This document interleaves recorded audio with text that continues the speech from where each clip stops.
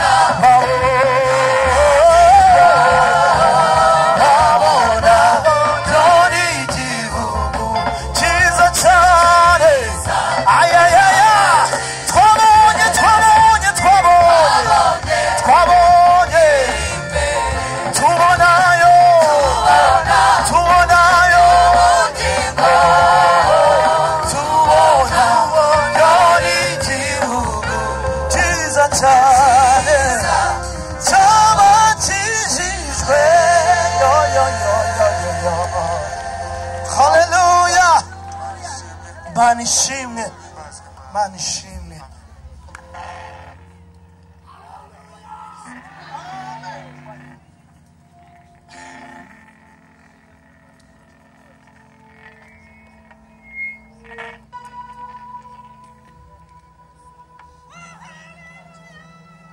Yes, amen. Amen. Amen. Yes, yes.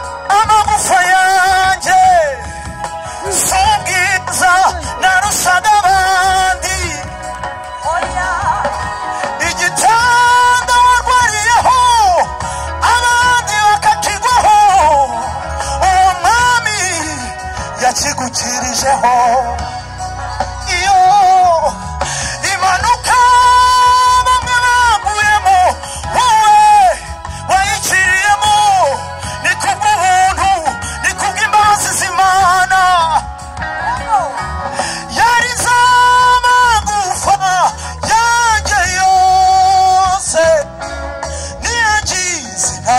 ivunika umwami yarinze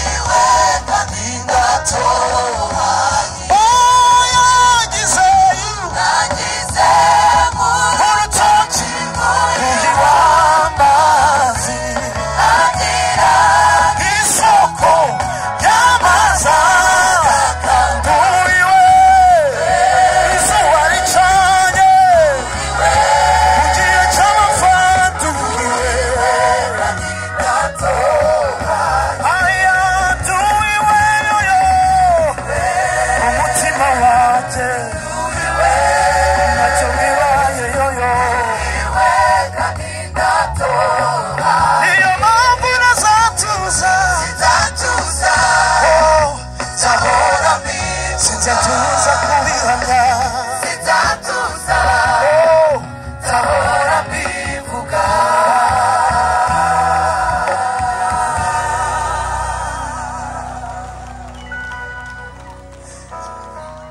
yagize mu rutoki rwuhiwa mazi agira isoko y'amazi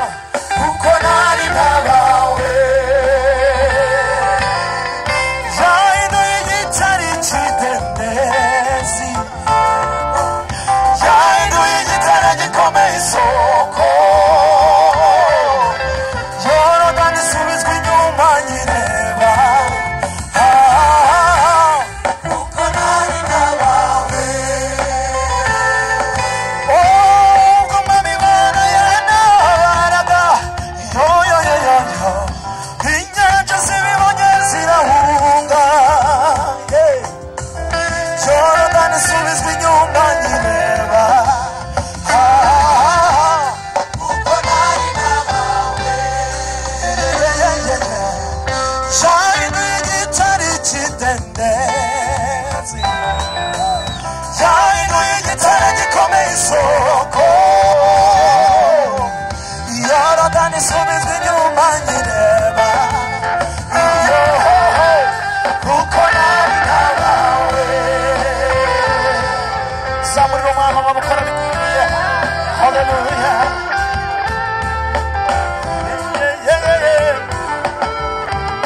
aha yego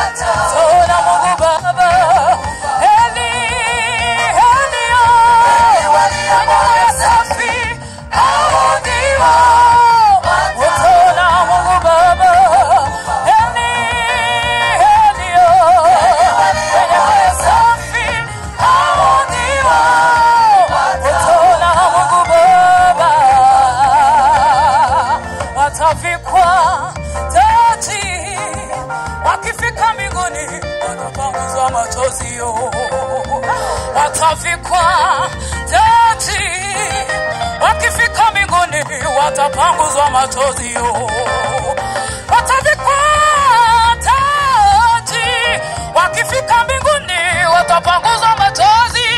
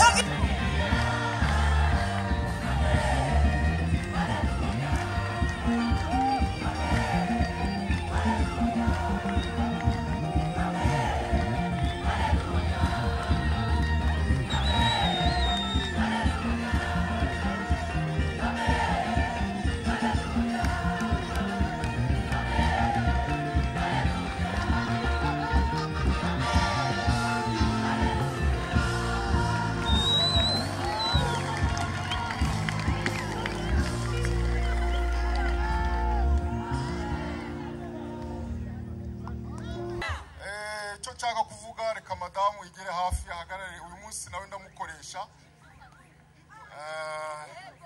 nawe amafaranga ya Yesu aba yayariyeho. Haleluya! Mu byukuri nitwa Habimana afite imyaka 41, madamu afite imyaka 39, dufitanye abana 8. Haleluya! Abana batoya ni impanga z'abahungu nibo baheruka umva ko Imana yagiye abikora neza. madamu twashakanye ndi umunyonzi w'igare. Haleluya. Nari umunyonzi w'igare, ubuzima ari hatari, ariko ndi kumwe na Yesu. Haleluya. Amen. Haleluya. Amen. Yesu akaje duha amakuru. Avuga ngo azatugirira neza, avuga ngo azaduha agaciro. Haleluya. Abanyonzi baraha barabizi ubuzima bwa kinyonzi nubwo gupfundikanya nyine. Ariko umwami Yesu, haleluya. Umwami Yesu niwe washobora guhindura ubwo buzima, akabuhindura rwose. Haleluya. Igihe kigeze igare ari inkuru ndi mazemo imyaka 5, naritwaye imyaka 5. Nundi mwaka wa 6 ntwari ibirayi ku igare. Haleluya. Haleluya. Mu bana mfite babiri nababyaye ndi umunyonzi. Umwe yakoze ikizame cya leta cya diplome ejo bundi, undi nawe araje mu wa 6. Urumva abo nababyaye ndi umunyonzi. Haleluya. Dukomeza tubana na Yesu, tubana nawe neza, dukora umurimo we neza. Haleluya. Haleluya. Igihe kigeze rero ankura ku gare anshira kuri moto. Haleluya. Haleluya. Ndakomeza ndamwubaha, turamwubaha. Haleluya. Igihe kigeze adukura kuri moto abampaye tagisi voiture. Haleluya. Haleluya. Dukomeza tumubaho neza, tumukorera neza. Haleluya. Nakomeza aradupromotinga, aravuga ngo saho gusa birangiriye, ngiye kubaho n'ubucuruzi. Igihe kigeze adukura muri tagisi voiture adushira mu bucuruzi. Haleluya. Twabaga i Musanze mu majyaruguru. Ibyo birarangira, bivaho turacuruza ibintu birazamuka. Igihe kigeze aradupromotinga tuzana i Kigali. Haleluya. Haleluya. Ubu natwe turi mu bantu rwose bafite agaciro mu mujyi wa Kigali. Nose turara muri etage, kandi etage yacu tudakodesha. Haleluya. Noneho yagiye akora utundi dusha twinshi. Ubu tugira na byawe imodoka birebire. Haleluya. Imodoka muzabona zanditseho Jesus is King Limited. Muri no minsi yarazongereye, zabaye ziri kugenda zizamuka. Haleluya. Yesu rero ni ushobora guhindura ubuzima bugahinduka. Haleluya. Uko wakora kose Yesu atabirimo ntabwo byabyara umusaruro, ariko Yesu yabyivanzemo bigenda bizamuka. Haleluya. Muze kuri Yesu rero namwe abahindurira ubuzima. Nta yindi turufu dukwiye gukoresha uretse kubaha Imana akaduhindurira amateka. Murakoze rero, Yesu abahereza umugisha. Numvaga twabasangiza no kuri bwo buhamya kugira ngo mukomere ibyo mwavuganye n'umwami. Avuga ibyo ashoboye gukora azabisohoza. Haleluya. Natwe yajaga bitubwira tukagira ngo ni inzozi, tukagira ngo ntibizashoboka, ariko uyu munsi wa none iyo mbona abashoferi baza bati bosi. Ndavuga ni Yesu we uri umugabo nanjye nzagukorera. Haleluya. Banyonzi, bamotari, batagisimeni, mukomere, muze mukorere Yesu, azabahindurira ubuzima. Haleluya. Murakoze, Yesu abahereza umugisha. Yesu amashi. Ese hano harimo abanyonzi muzamure gutya ibiganza turebe. Murabona ubu mwaje muri benshi, mwanazindutse. Nguyu perezida wanyu rero yaje. Buriya muraza kugira ijambo mwumva. Hano hari n'izindi etage, reka nakire Jarike na amasegonda 30. Haleluya. Yesu nashimwe. Abantu bihuye twaje kubabwira Yesu ukora. Yesu gira neza. Ndi kumwe na mushiki wanjye rero tugiye gushima Imana. Turi abana b'umupastori tuvuka turi 13. Haleluya. Tuje kubabwira Imana yishira minerivare y'abana 13. Haleluya. Imana igira neza bugacya bukira. Banyetaba mu ntambe kuwiteka. Imana yadukuye mu bana 13 guteka ubugari bwabo na amasafuriya menshi ariko nago twari tuzi ko tuzarya tugahaga ariko turarya tugaha n'abandi. Haleluya. Imana igira neza rene muyinambeho, Imana izabagirira neza. Imana yankuye mu muhanda nzunguza mu muhanda. Nari narabwiye papa ndabona tugiye gupfa nk'ubushwirira ariko ntitugipfuye. Haleluya. Rero Kristo yatugiriye neza nka korali Shalom. Haleluya. Yankuye mu muhanda nzunguza amashati ariko sinkizunguza ntago ngifatana na polisi. Ubu nanjye polisi za kunya ku musoro nk'abandi bacuruzi. Haleluya. Mushiki wanjye rero we yagiye kuvuga aratinda ntago uri buvuga urihangana.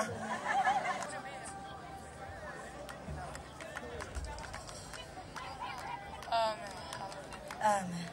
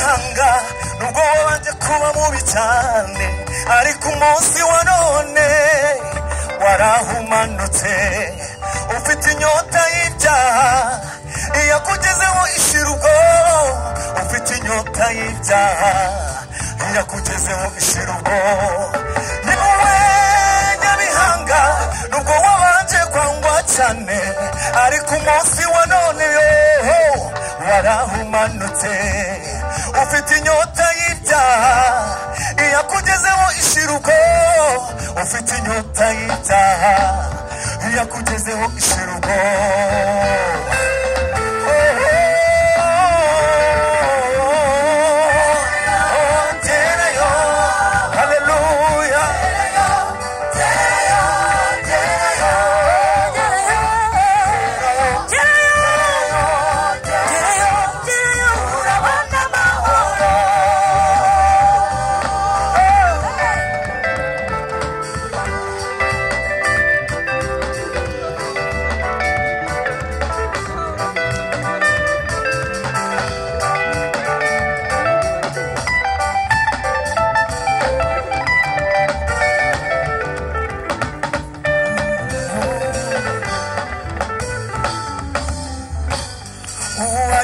Nyabihanga abona amahoro uwageze Nyabihanga abona igishimo wowe zamuka mu kwizera umusozi w'Ikaruvari wowe zamuka mu kwizera urabona amahoro uwageze Nyabihanga abona amahoro uwageze Nyabihanga abona igishimo wowe zamuka mu kwizera umusozi w'Ikaruvari wowe zamuka mu kwizera urabona amahoro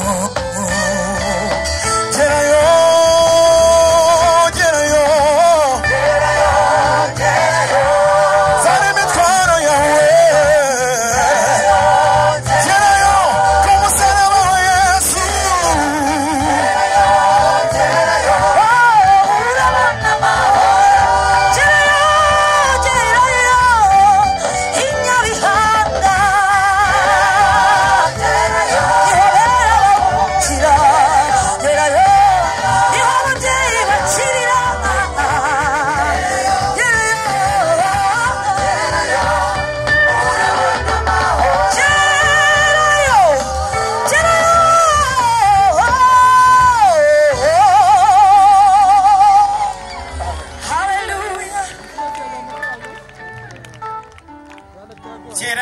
urabona amahoro